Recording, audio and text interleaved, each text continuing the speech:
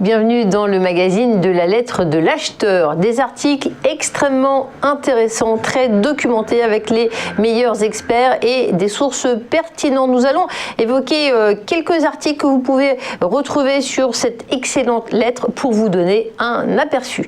Notamment, sachez que alors que la France produit et consomme beaucoup de pommes, eh bien, la saison des pommes est catastrophique, notamment à cause d'un hiver qui commence doucement, d'une sécheresse estivale. Résultat, la production a reculé considérablement. Dans le Limousin, elle a chuté de 45%. Ça dépend des exploitations. Il s'agit de la deuxième, la plus faible des saisons sur les 10 dernières années. Alors face à cette baisse, les industriels ont continué à privilégier les producteurs français en payant les pommes plus chères. Ceux-ci ont donc demandé à la grande distribution de répercuter l'augmentation des prix. Sauf que ces derniers ont refusé de répercuter cette augmentation. On parle de 1 ou 2 centimes par pot. Et résultat, ils demandent ces acteurs de se fournir en Pologne pour éviter l'augmentation du prix de la compote. Eh bien, le ministre de l'Agriculture français, quant à lui, souhaite mettre en avant les produits français, avec la loi Egalim notamment. Actuellement, les pommes importées, il faut le savoir, représentent 15% des stocks des industriels qui se fournissent essentiellement en France. Alors, regardez bien les étiquettes et achetez des compotes bleu, blanc, rouge. Tout d'abord, nous allons parler de la truffe de Bourgogne sans transition, puisque celle-ci ne souffre pas du coronavirus. Malgré la crise sanitaire, la truffe de Bourgogne enregistre de belles ventes. C'est ce que montre le marché dédié aux produits de l'association de la truffe Côte d'Orienne qui s'est tenue le 12 décembre dernier sous les Halles de Dijon. Il a suffi de 2 heures pour écouler les stocks malgré l'absence de dégustation pour cause de pandémie. À vrai dire, le climat est davantage une cause d'inquiétude que le virus pour la filière. Le problème, c'est la sécheresse. Ce n'est pas tellement la vente. Et effectivement, les responsables de cette association de la truffe Côte d'Orienne s'inquiètent de ne pas pouvoir suivre la demande qui est si robuste. La présidente a déclaré « On ne peut plus satisfaire le consommateur qui devient aussi gourmand que gourmet ». Autre actualité que vous pouvez retrouver sur la lettre de l'acheteur, les exportations de sucre flambent. Niveau record en vue. Le Brésil a augmenté en effet ses exportations de sucre de 79,2% entre avril et novembre par rapport à la même période l'an dernier et pourrait atteindre un record d'ici la fin de la récolte de canne à sucre en mars. C'est ce qu'estime la CONAB, la Compagnie nationale d'approvisionnement, dans son rapport trimestriel publié mardi. Entre avril et novembre, le Brésil, premier producteur et exportateur mondial de sucre, a exporté 23,7 millions de tonnes de sucre, dépassant déjà le niveau atteint lors des 2 dernières récoltes complètes. La perspective est que les exportations brésiliennes de sucre, d'ici la fin de la récolte actuelle, dépassent le record observé lors de la saison 2016-2017 quand le pays avait exporté près de 28,3 millions de tonnes de sucre avant de connaître 3 années consécutives de baisse de ses ventes à l'étranger. C'est ce que prévoit cet organisme public qui fait référence. Alors, pour réduire l'impact de la crise qui atteint le marché national des biocarburants, le Brésil a augmenté sa production de sucre après un fort recul en mars et avril lié à la pandémie de Covid-19. Il faut savoir que la Thaïlande est un concurrent important. C'est également le 2e plus grand exportateur mondial de sucre. Merci de nous avoir suivis pour cette lettre de l'acheteur, mais il y a beaucoup plus d'informations sur le site et on vous invite à regarder cette lettre de l'acheteur. Merci de votre attention.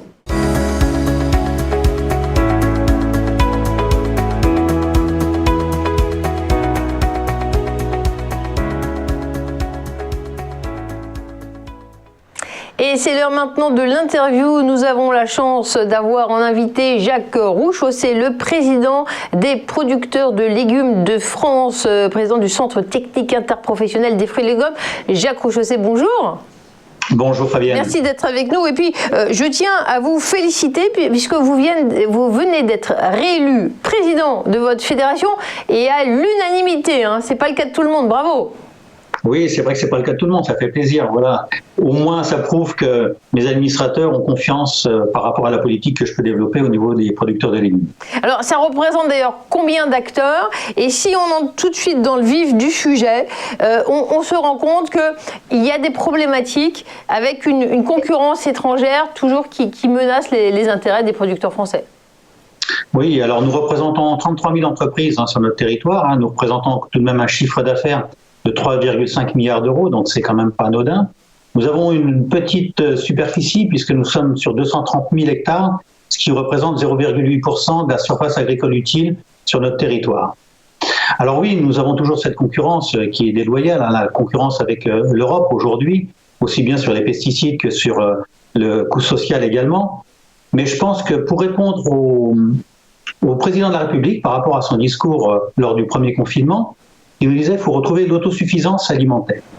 Eh bien, nous avons des propositions à faire et nous pouvons dire aujourd'hui que si le gouvernement, si l'État nous accompagne dans cette démarche pour moderniser nos entreprises, pour avoir également plus de production sur notre territoire, Fabien, je vous rappellerai quand même que sur notre territoire, nous avons que 50% de produits qui sont cultivés, qui sont d'origine française. Donc on a 50% d'importation. Vous voyez le progrès que nous pouvons faire aujourd'hui, le progrès que nous devons faire pour satisfaire le consommateur, parce que depuis le confinement, le consommateur, il recherche quoi? Il recherche l'origine France, il recherche la proximité, il recherche le local, il recherche également l'agriculture bio. Donc nous avons tout ce panel-là pour développer et maintenir justement la production française, et on a plein de propositions à faire. C'est vrai que l'exécutif français lui-même avait prôné la souveraineté alimentaire. Donc, quelles sont vos revendications? Si on parle de terre, disposez-vous d'assez de terre pour augmenter la production française? Alors, je vous ai dit au départ qu'on n'avait que 0,8% de la surface agricole utile, donc 230 000 hectares que nous avons.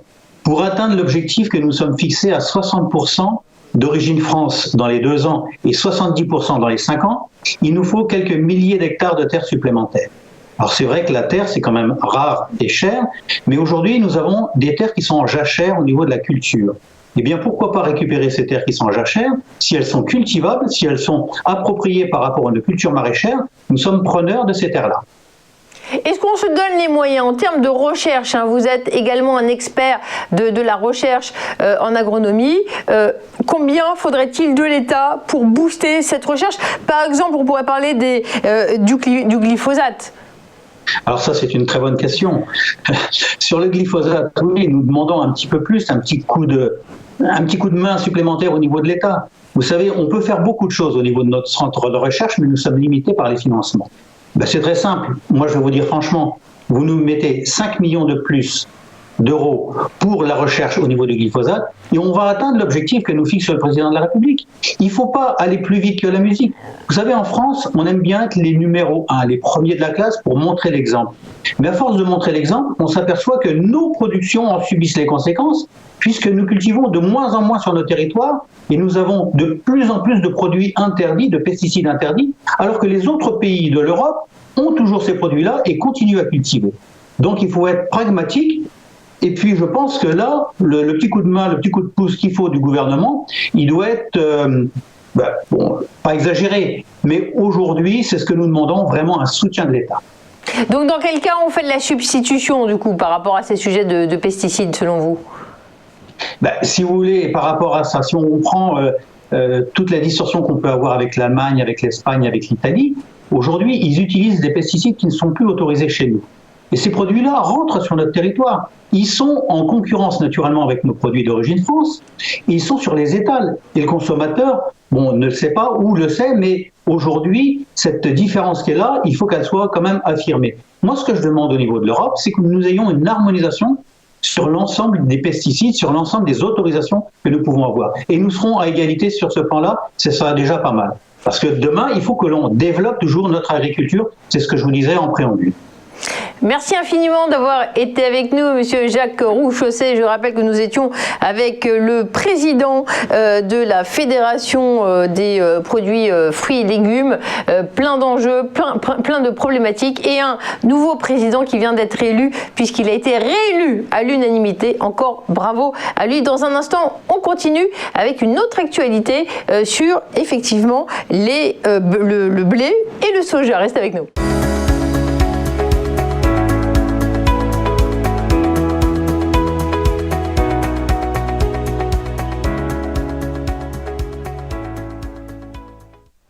C'est maintenant la rubrique La Commo du jour, la Commodity. Nous sommes avec notre spécialiste Mathieu Driol, analyste senior chez Day by Day. Mathieu Driol, bonjour. Bonjour Fabienne. Merci d'être avec nous. Alors, l'heure du petit déjeuner des céréales est un petit peu passée, mais j'aimerais quand même que vous nous parliez de quelques céréales. On commence par exemple par le maïs, parce qu'il se passe des choses, hein, quand on regarde, la configuration est assez intéressante en ce moment. Oui, depuis juillet dernier, les signes de force s'accumulent sur le maïs. On a mis déjà plusieurs années à stabiliser les cours de cette céréale, définissant un support majeur aux alentours des 160. Je parle du maïs Paris. Après de très nombreux tests de ce véritable plancher, les cours ont successivement franchi pendant l'été une première résistance descendante, une seconde résistance descendante avant de déclencher une très puissante accélération haussière renvoyant les cours du maïs à proximité des sommets de juillet 2018 aux alentours des 200 €. Depuis, on consolide au sein d'une figure en triangle symétrique. Alors la dernière fois qu'on avait testé ce niveau de résistance, la correction avait été rapide, on n'avait pas formé de figure. Ici, pour l'instant, on se maintient au-dessus de 183,50. C'est quoi? C'est le précédent niveau de résistance qui est devenu support. Ça, c'est un nouveau élément intéressant, c'est une polarité. En analyse technique, lorsqu'une résistance devient support, c'est aussi un signe de tendance. On a donc un nouvel élément, une figure technique et en plus le ratio de 38% de Fibonacci sur 183,50. Ça veut dire que cette figure a tout lieu d'être une figure de continuation de tendance. Donc signal haussier dès qu'on en sort en clôture, ce qui libère un nouveau potentiel de progression vers 220. A priori, le parcours du maïs haussier, en tout cas, va se poursuivre dans les mois à venir, puisque je suis sur un graphique hebdomadaire, voire même peut-être année. En tout cas, on est sur un véritable retournement sur les céréales, que ça soit française ou américaine. Alors, autre commodity intéressante en ce moment, c'est l'huile de soja. Ça monte. Jusqu'où ça va s'arrêter, on ne le sait pas. Alors, non, justement, on est en train vraiment de déclencher sur l'huile quelque chose de majeur. Alors là, je me projette là aussi sur un graphique hebdomadaire. Une bougie représente une semaine de cotation. Vous voyez sur l'écran, le graphique commence en janvier 2012 et cette résistance à 58,60. Ça a été une dégradation continue donc de 2012 à 2015, à peu près 2015-2016, où on a commencé, où les cours de l'huile de soja ont commencé à se stabiliser donc dans un intervalle à la louche entre 26 et 38. Ce niveau de 38 est maintenant franchi à la hausse. On marque donc un nouveau plus haut depuis 5 ans avec un mouvement haussier démarré au début de l'année 2020 par une figure de retournement. On enchaîne depuis début 2020 les phases d'impulsion très très fortes, les consolidations assez limitées.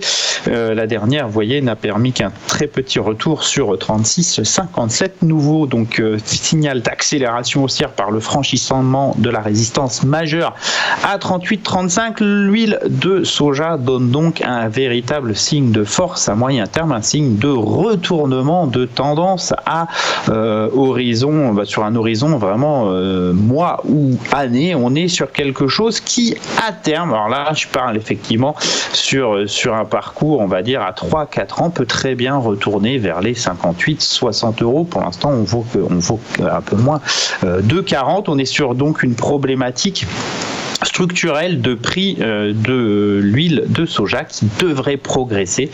Par conséquent, toutes les stratégies que l'on doit monter sur cette huile sur un horizon de temps long sont des stratégies, on va dire, plutôt acheteuses. Si on doit effectivement, si on consomme de l'huile de soja, il faut toujours essayer d'acheter les creux. Si on en vend, il faut toujours essayer d'attendre puisque le risque, c'est d'aller toujours plus haut plus tard. Tudriol, analyse senior chez Day by Day pour un point très intéressant sur l'huile de soja et le corn le maïs. Tout de suite, une pause et merci de nous avoir suivis. Merci de votre attention.